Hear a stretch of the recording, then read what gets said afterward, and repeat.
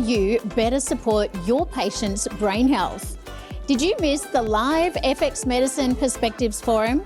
Catch up anytime as the panel discussion is now available to view on demand. Join clinical psychologist Dr Adrian Lopresti and FX Medicine ambassadors myself, Emma Sutherland, Lisa Costa-Beer and Mick Alexander as we unpack the latest clinical insights into brain health. From hormonal shifts and movement medicine to nutrient depletions and the gut-brain axis. This panel delivers practical strategies you can apply in clinic right away. You'll take away real-world clinical applications, clinical insights from an expert-led discussion, and take home actionable insights for practitioners. Watch the recording by logging on to bioceuticals.com.au/education and walk away with practical insights you can use in clinic right away.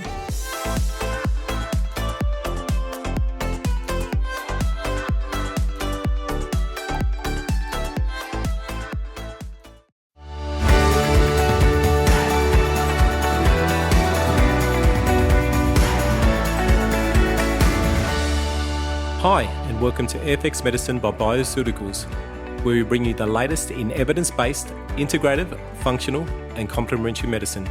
FX Medicine by Bioceuticals acknowledges the traditional custodians of country throughout Australia, where we live and work, and the connections to land, sea, and community.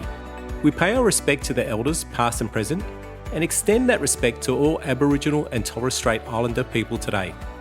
Dr Melanie Smith is a clinical health psychologist based in the UK, where she has been working in the physical health field. Dr Smith has expertise in the psychological treatment of menopause and was the lead therapist in studies evaluating the effectiveness of cognitive behaviour therapy for menopause and the treatment of hot flushes and night sweats following breast cancer treatment.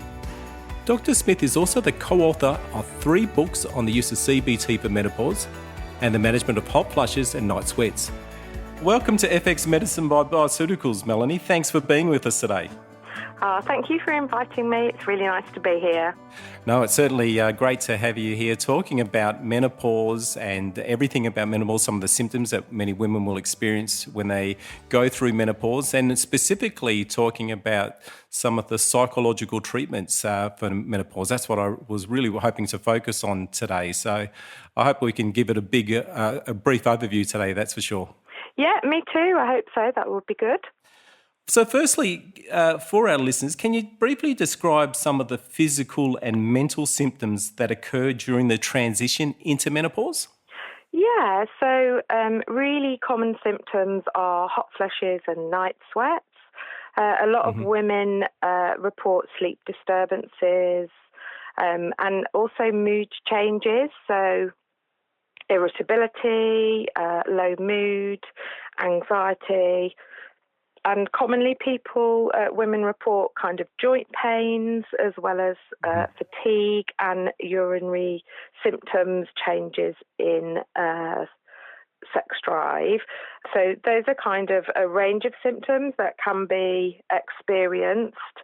But I think the key thing really is that it's not a universal experience. So different women will experience different symptoms. I think commonly about up to 80% of women can experience hot flushes and night sweats, and then there's variation with the other symptoms as well. Okay.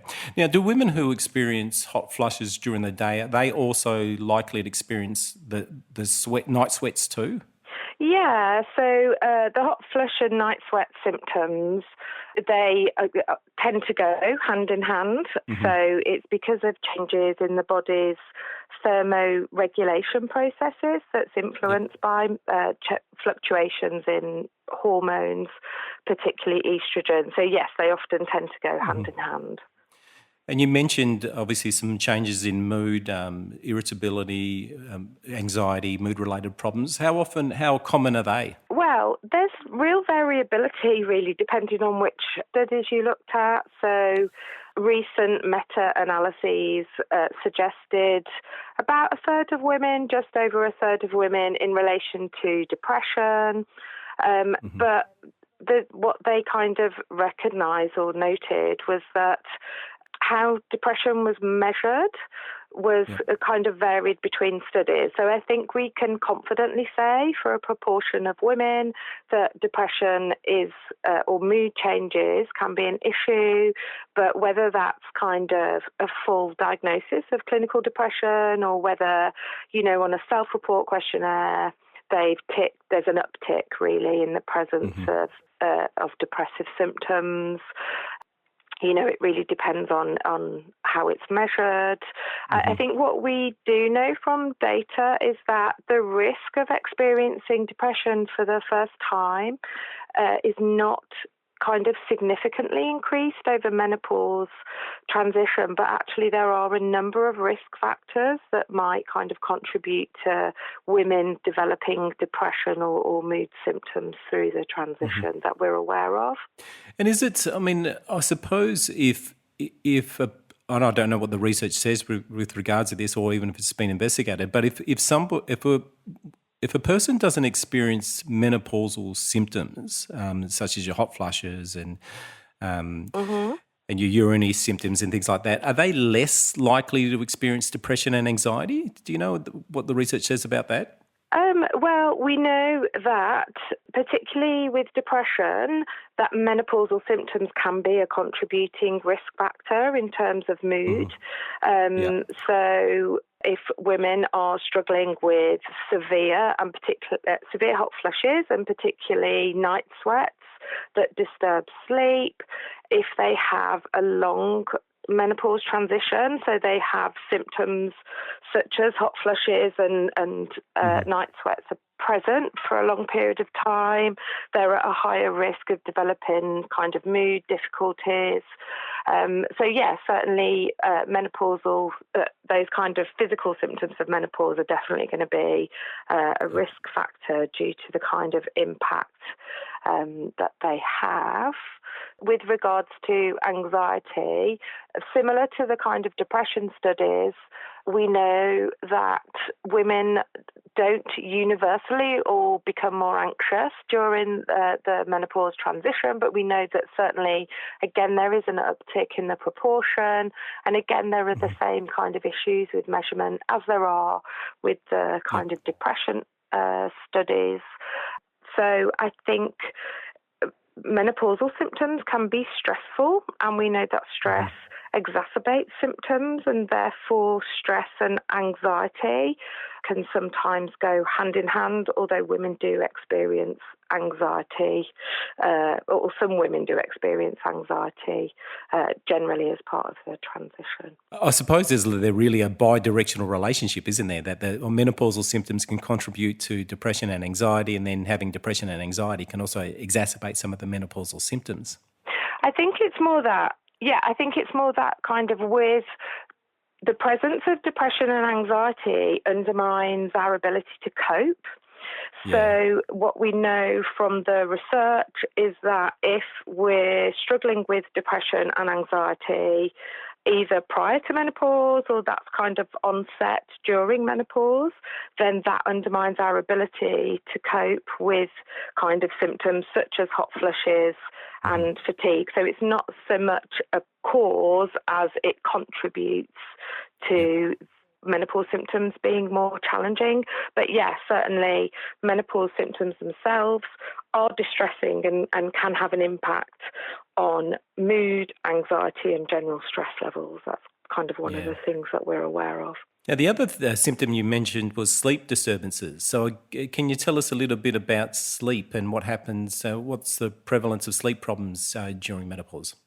Yeah, so there's, again, a range of prevalence data. So 40 to 60% of women in self-report studies report difficulties with sleep, and it's a combination really of being able to fall asleep, but we know that kind of staying asleep is one of the most common issues. So, and again, there are kind of risk factors that can contribute to that. So we know that, of course, night sweats are a common issue that kind of impact sleep quality and are more likely to lead to waking at night. But we also know, again, that women who have life stress or other health issues also are more likely to experience insomnia, be that falling asleep or waking after sleep onset. Yeah. And I suppose if you had a previous history of sleep disturbances or insomnia, then certainly some of those menopausal symptoms is only going to exacerbate the problems for people, isn't it? Yeah, absolutely. So we know particularly with kind of chronic insomnia, if we think about kind of some of the factors that can lead to chronic insomnia are kind of when women or when anybody struggles to go to sleep, we often experience anxiety and rumination. And so therefore you might kind of imagine that if sleep quality is reduced or night sweats, for example, are waking women up, then that's, again, a really stressful time, isn't it? Often women are really, we've got busy lives. So it's often then where insomnia or difficulties with insomnia then almost become established, because it's often the kind of anxiety and the rumination that then leads to kind of hyperarousal that then kind of establishes insomnia as an issue. Yeah. I mean, the other one, obviously the one that's, the symptom that's most commonly talked about is your vasomotor symptoms, your hot flushes and your night sweats. And so you mentioned there are, up to 90% of women, is that right, that experience those symptoms? So it's, again, there's variation depending on the study that you're looking at, but 60 to 80% of women in Western cultures experience hot flushes and or night sweats. What we know is that about a quarter experience kind of severe hot flushes that then lead them to go on and perhaps seek help in terms of, HRT, which is a really efficacious treatment for those. But there is variation across cultures, which I think is really interesting. Mm. What do you think counts for the differences across cultures?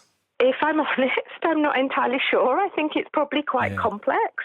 We've got suggestions about, so for example, in Asian countries, women are less likely to report hot flushes and night sweats, and are more likely to report symptoms such as joint pains, headaches and chills. In Japanese women in particular, in Taiwanese women, they talked about the findings are that they report more prevalently headaches and tiredness. So we can kind of speculate about, there's been some suggestions that it might be related to diet in those countries.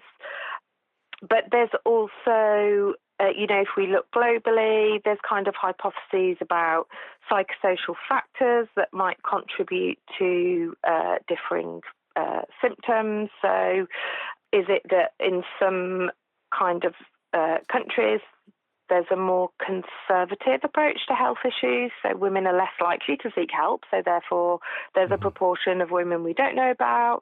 But also what we do know from kind of the broader social research is that in Western countries where values are very much focused on kind of the positivity of youth and the negative kind of consequences of aging, we know that overall, in terms of menopause, women have a more negative experience because, often we think of kind of aging and menopause is linked to this view of decline.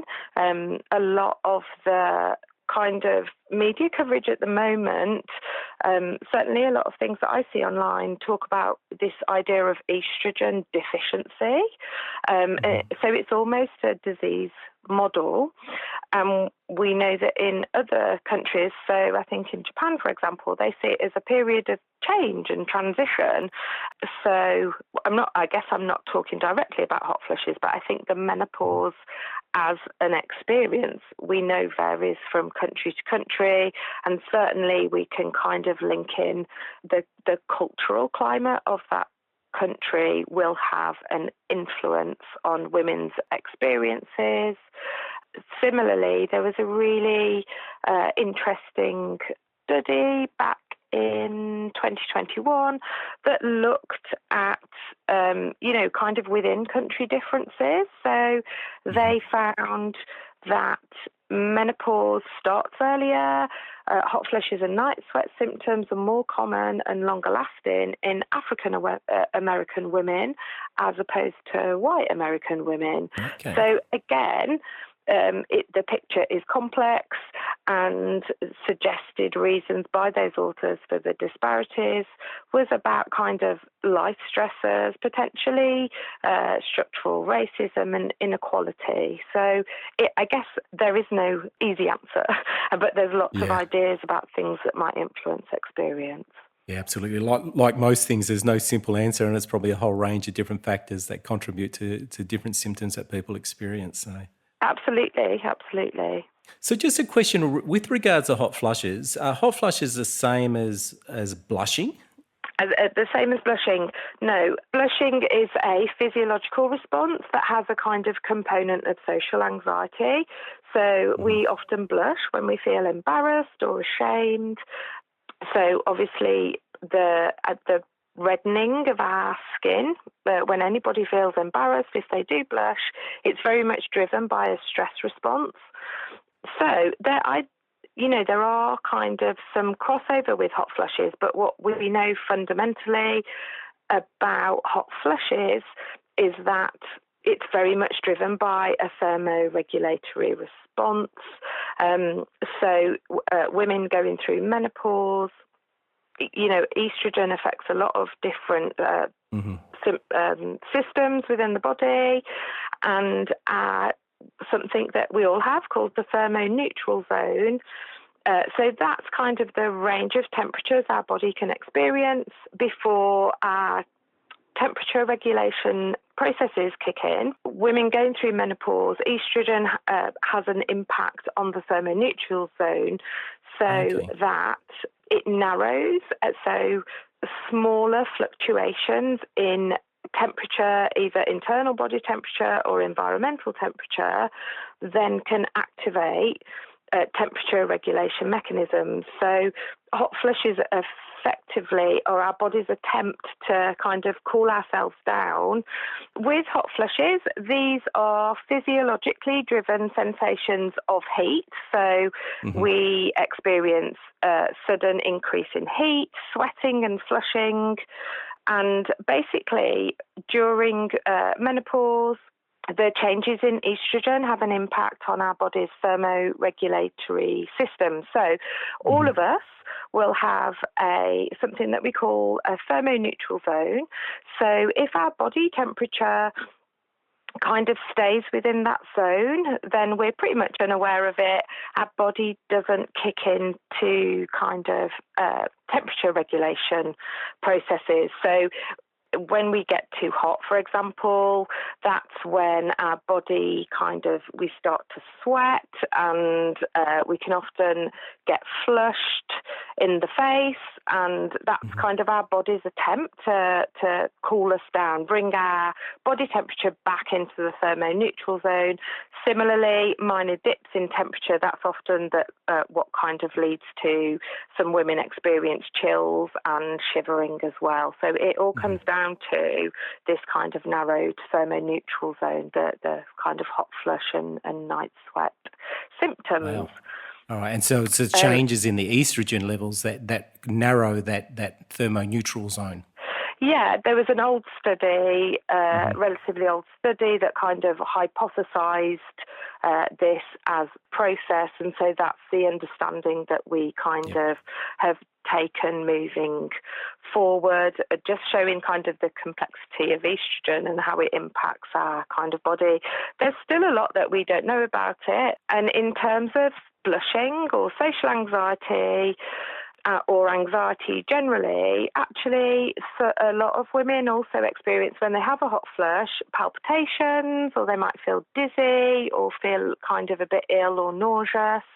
And in terms of the kind of overlap with blushing, a lot of women can find hot flushes embarrassing. So you might have initially kind of the thermoregulatory response of the hot flush, but then women might feel anxious about that, or typically it happens at the times when you don't want it to, in the middle of a meeting, or so that's when it kind of, there's that overlap with embarrassment, and that's that interaction between the physiological and the psychological, which is the sort of things that we would focus on in a cognitive behavioural context.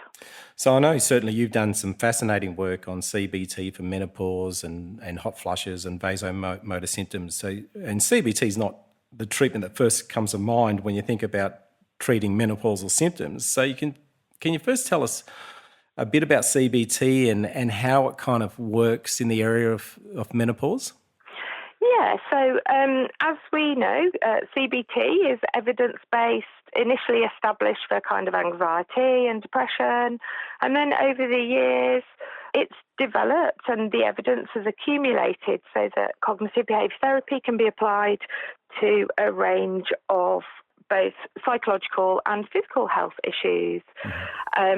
So it is a talking therapy, and I think often there's a bit of a misunderstanding about, well, I've got my menopause symptoms, so how would talking help?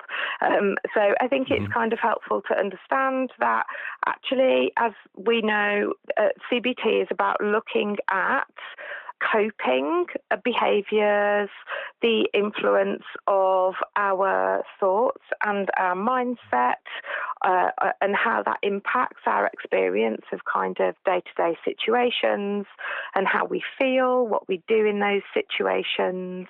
So it can be applied to menopause symptoms precisely because we know that they can be stressful. They can be really distressing for many women. And it was initially kind of started because we know that women, for example, who have been treated for breast cancer, HRT, which would be your kind of typical go-to choice for particularly kind of hot flushes and night sweats, some of the other symptoms as well. There are contraindications for HRT. So you have a population of women that can't access the treatment of choice. So initially it was developed for that. But then myself and Professor Myra Hunter that kind of led the research, we also kind of looked at developing it for women who, for whatever reason, have decided they don't want HRT, or they'd rather look at kind of a different approach. So really, I think overall, CBT looks at helping women to understand the physiological symptoms of menopause, give them education about what's going on. So, for example, the thermoneutral zone and hot flushes, that's part of the intervention, is understanding what is going on there, normalising symptoms. When I was kind of involved in the research groups, I saw that without doing any specific cognitive or psychological work with women about managing hot flushes, actually just understanding what was going on from a thermoneutral zone perspective reduced anxiety. For a lot of women, it kind of, right, that's what my body's doing. So it's not kind of, once they had that understanding, that takes away some of the anxiety that can come along with menopause symptoms. So does CBT work by reducing the emotional response associated with the different symptoms that women experience, or does it actually reduce the frequency and severity of hot flushes? So I think there are different components to the CBT intervention. So there's we focus specifically on hot flushes and night sweats. So part of it is understanding kind of what is going on, in terms of the thermoneutral zone, but then getting women to think about and recognise their emotional responses and the role that thoughts play in that and how they were coping at the moment. So later on in the intervention, we certainly looked at. So how do you remain calm? How do you support yourself during, a hot flush in the middle of a meeting, or if you're feeling embarrassed about it, or for, a lot of women felt really anxious, felt their body was out of control. So kind of giving them calming strategies, a really important component of the intervention that I kind of observed as kind of delivering the intervention, and also that we found in terms of outcomes, was stress management comes before any kind of direct work on hot flushes or night sweats, and the impact of taking steps to reduce stress was really significant. So obviously this is anecdotally, but within the groups, the women that were able to kind of make changes early on started to report kind of, my symptoms feel less frequent, or, I feel like they've improved this week, even before we'd even kind of started doing any work directly on how do you manage a hot flush in this situation. I can't emphasize enough how big stress management is in terms of just a general approach. Okay, so you start off with the education. So you obviously provide some information, education about some of the symptoms and some of the physiological changes that occur. And then you talk about, then part CBT also incorporates some stress management techniques. Is general stress management techniques, is that what you're talking about? Yeah, absolutely. General stress management technique. So the cohort of women, if we think of kind of women going through menopause today and the kind of life stresses that they're experiencing, so often they're working in quite high pressure jobs, plus they might have young or older children, so they're still in the role of kind of hands-on parenting. They might have elderly relatives who are in need of kind of care. So certainly the women in our groups were they were juggling an awful lot of things, and it's not specifically for menopausal women, but actually it's kind of looking, the idea of having time to themselves and focusing on actually what do you need at the moment. That was almost for a lot of women quite alien. So it's kind of like, well, I haven't even got time to think of myself because I'm making sure that this is okay and this. So encouraging women to focus on what's going on for me at the moment. If they managed to do that, that just made such a big difference. Yeah. Okay, so obviously the self-care, the awareness of different triggers, the awareness of different stresses. I suppose that the thing is, during that age of the menopausal transition, there's often a lot of changes that are going on in people's lives, and obviously there's changes in parenting responsibilities, work responsibilities. I even read a study that also shows that divorce rates are kind of peak around about that time too. So there's a whole range of different stresses that can particularly exacerbate just normal stress and anxiety and mood-related problems. Yeah, absolutely. So we know actually for both women and men during midlife, there's a kind of reduction in emotional well-being, but for women in particular, it's a time of physiological change. So, during perimenopause and menopause, there's hormone fluctuation. So that's obviously going to have an impact in terms of how they're physically feeling. But then there's all the kind of various commitments and responsibilities, and a big kind of psychological change as well. It's almost, it's a biopsychosocial transition, I think, and kind of reevaluating. And I think that's what the kind of part of the stress work tapped into, was just perhaps getting women to look at everything that they were applying themselves to 100%, and then kind of recognise, actually, that I'm struggling with these symptoms, or they're having an impact on my quality of life and my sleep. So therefore, one of the first steps is to look at, how do I make life a bit easier for myself at the moment? Are there any, even if it was just carving out a little bit of time for well-being, we're not even talking about huge amounts of time, because a lot of women found it really difficult to fit in, but just helping them to recognise that even 10 minutes here or 10 minutes there would kind of just make a difference, particularly when understanding that the thermoneutral zone can also be impacted by stress. That can kind of further narrow the thermoneutral zone. So that then gives them a bit of a kind of rationale, if you like, to help them to engage in stress work. And would it incorporate even things like, breathing practice, meditation, mindfulness techniques, those types of things too? Yeah, absolutely. So we taught the women paced breathing, which is actually diaphragmatic breathing, but it's called paced breathing for some reason in the menopause literature. So again, we know that paced breathing just calms the nervous system. So it's really helpful when people are kind of chronically stressed.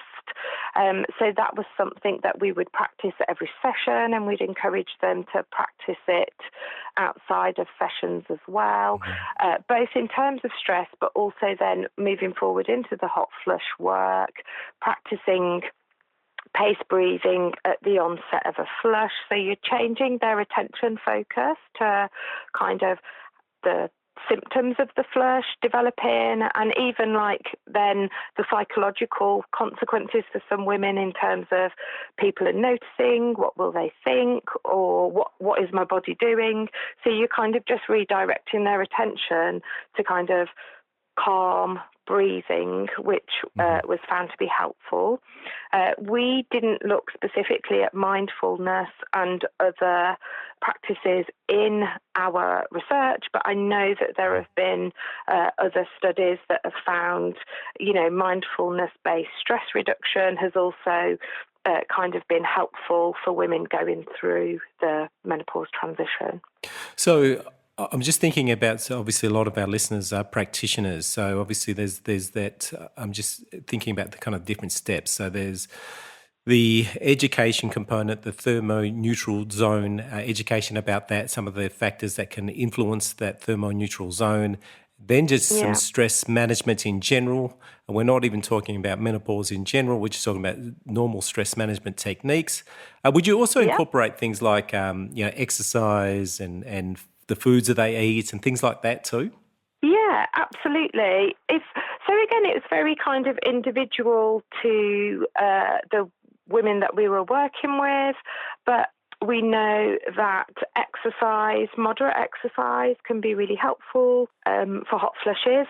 Intense exercise may actually trigger them, but obviously that's about the temperature regulation mechanisms. So as part of the initial education about kind of hot flushes and just kind of recognising the broader factors, which again is helpful because it gives women an element of control.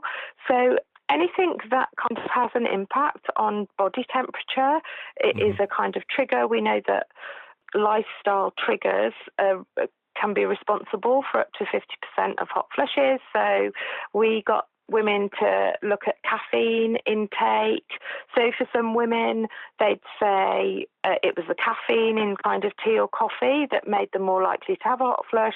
And for others, it might have been the actual temperature of the drink.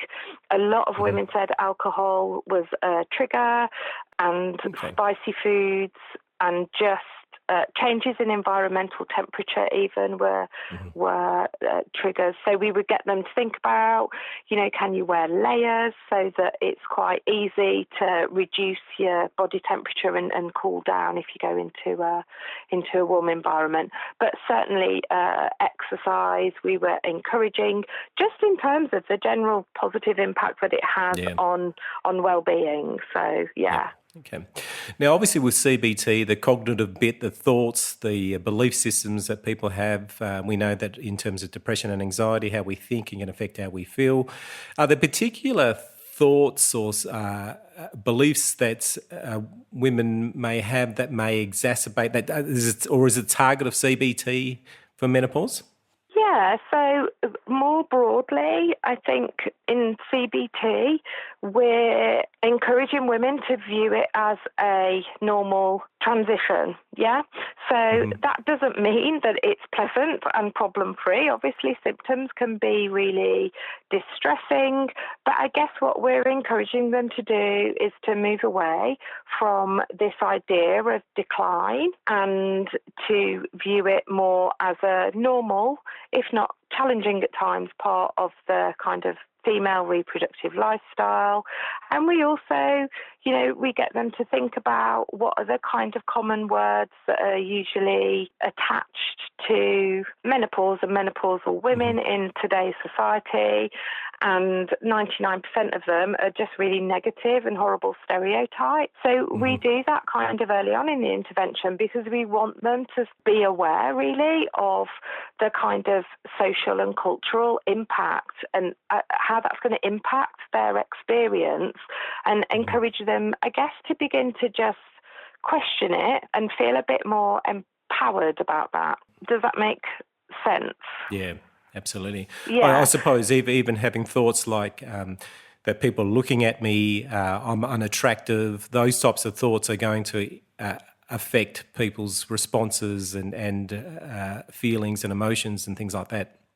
Yeah, absolutely. So being aware of that kind of general cultural climate then helps us to understand the kind of some of their negative responses to symptoms such as hot flushes or kind of a lot of menopause symptoms. So really common kind of thinking responses or cognitive responses are about the social, the shame aspect of it. So everyone can see menopausal, or I feel really embarrassed, everyone's looking at me, or they'll all think I'm old. And then there's the kind of more kind of panic, anxiety driven, my body's out of control, I can't cope with this.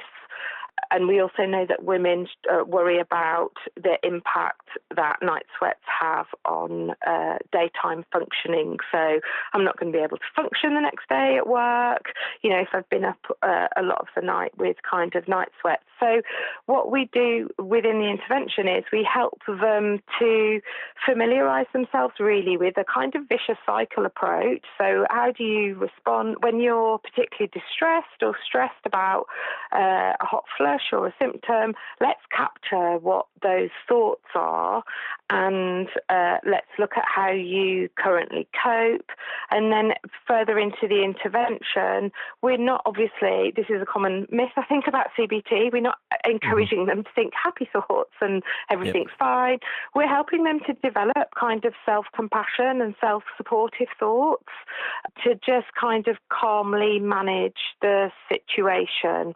But obviously they familiarise themselves with this idea of the cognitive aspect. So thoughts aren't facts, they're a review of the situation. And actually, when my symptoms are really stressful, my brain is automatically going to go through to a more kind of anxious response, which then can set them up into a vicious cycle. So we know that self-compassion has a positive impact on women's experience of hot flushes. There was a study in 2021 that showed that self-compassion had a stronger relationship to hot flushes and night sweats and anxiety than the frequency of hot flushes. And another study in 2015, self-compassion and feeling in control was linked with kind of psychological well-being over and above the physical symptoms of menopause. So that's where the cognitive part of the intervention is kind of hoping to direct women to. Yeah. Okay. All right. So I suppose it's What is it that you're saying to yourself when you're experiencing a hot flush? Can we challenge some of those beliefs and some of those thoughts? Or alternatively, are there more helpful things that we could say to help us manage things? So it's because I know sometimes, obviously, the symptoms aren't pleasant. So trying to, like you said, turn them into a positive thought is probably going to result in some resistance. But rather than saying it's pleasant or unpleasant, it's what can I say that's more helpful? And you mentioned, obviously, many women may go back to the paced breathing. That might be a way to kind of stop some of the thoughts is by just focusing on their breath. Yeah, absolutely. So, yeah, absolutely not positive thinking, because that's really how to help people disengage from the therapy. Mm-hmm. Yeah, absolutely. It's kind of, I think what we're encouraging them to do is recognise when they go immediately into a kind of panic or socially anxious or just general stress response in response to symptoms. And part of cognitive therapy is kind of being empathic with yourself and going, right, this is tough, actually. This situation is really quite challenging, but let me see kind of how I can talk myself through. So we kind of look in sessions at alternative responses. We encourage women to think about, if a friend was in this situation, how would you respond? And, that helps them then to identify, actually, with a friend, I'd be really empathic and I'd give her some self-support. So I wouldn't say, it's fine, carry on, or something equally unhelpful. They were able then to tune into empathy and kind of calmly talking themselves through the situation and maybe evaluating it in a kind of more objective way that took away some of the anxiety. And I suppose what we haven't talked about, which is also maybe a important component, is also some of the strategies of how they manage their sleep hygiene, those types of things would also be important for many women too. Yeah, so we talked, didn't we, about sleep disruption earlier.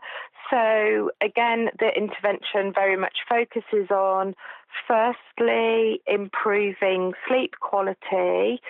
So we look at sleep hygiene, but actually we look at some of the more CBTI approaches to help them to understand the complexity of sleep. So sleep education is part of that. And again, that's kind of normalizing it's quite normal for people to wake up. We recognize that obviously with menopause your sleep may be more disrupted, or you might have night sweats that disrupt sleep, but helping women to understand that sleep is complex. It's about cycles and it's about kind of the quality of sleep.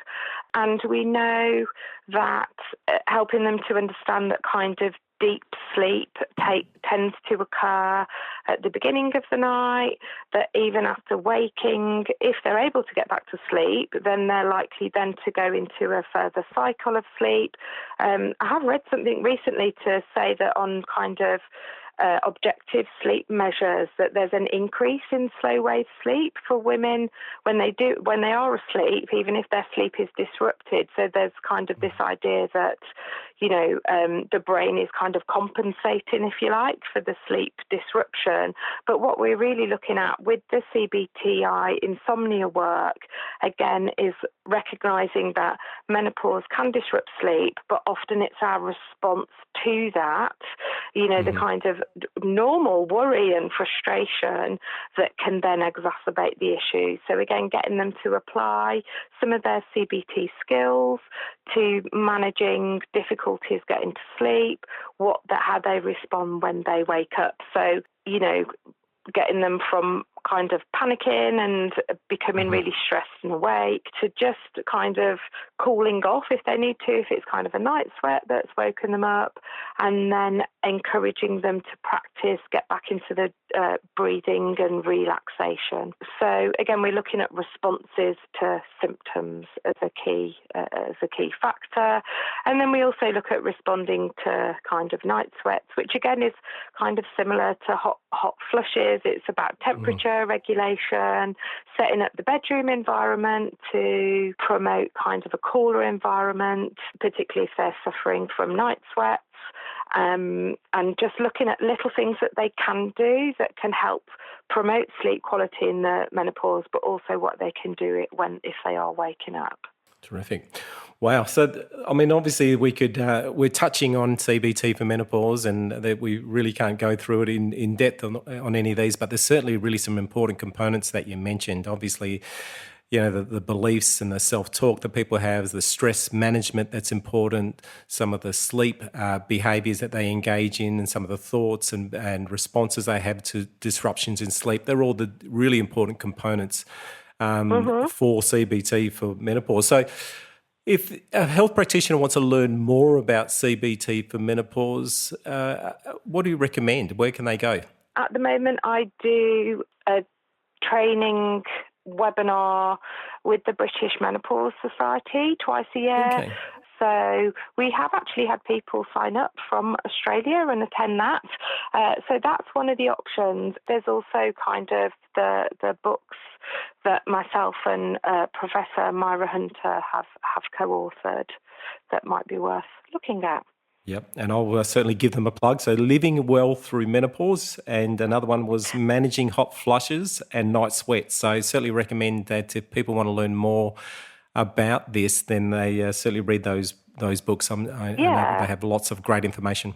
Yeah, so the Managing Hot Flushes and Night Sweats is on one of the kind of trials that we did. It was the Well Women trial. So with the women who'd completed treatment for breast cancer, they had the group intervention, but with the Well Women, we looked at comparing group intervention and also self-help, and they had the same outcomes in terms of improved mood and quality of life and reduced intrusiveness of symptoms. And so the actual self-help book that we used on that trial is in the Managing Hot Flushes and Night Sweats book. So it's kind of a weekly, you work it through week by week. It's divided up into sessions, and it's got kind of materials in there. Living Well Through Menopause is kind of it's the sort of book that you can probably dip in and out of a little bit more. So it's got kind of management strategies for kind of hot flushes, night sweats, but generally well-being. And it also looks at things such as pain and fatigue and kind of coping strategies for that. If either women can't take HRT or they don't want to. So that's the kind of difference between the two books.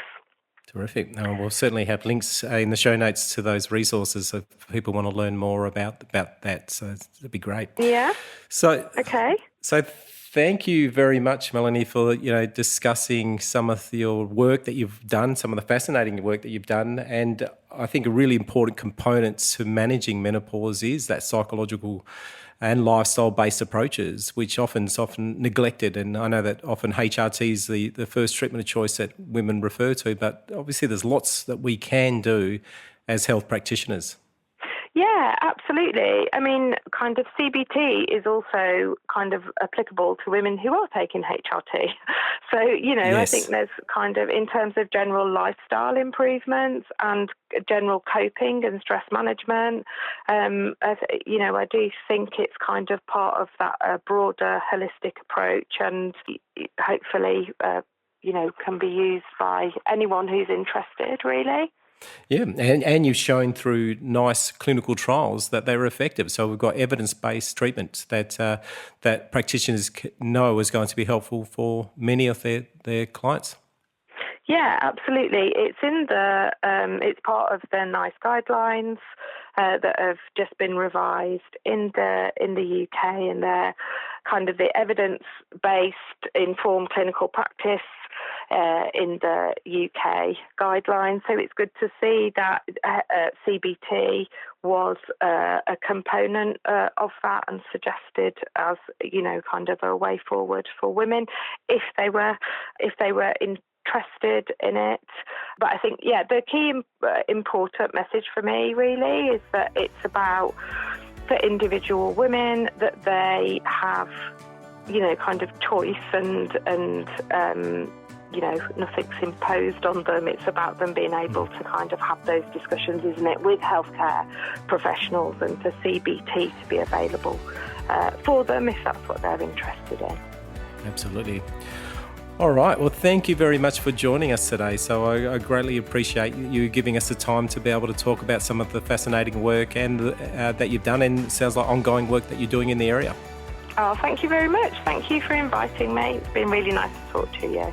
No problem. So thank you everyone for listening today.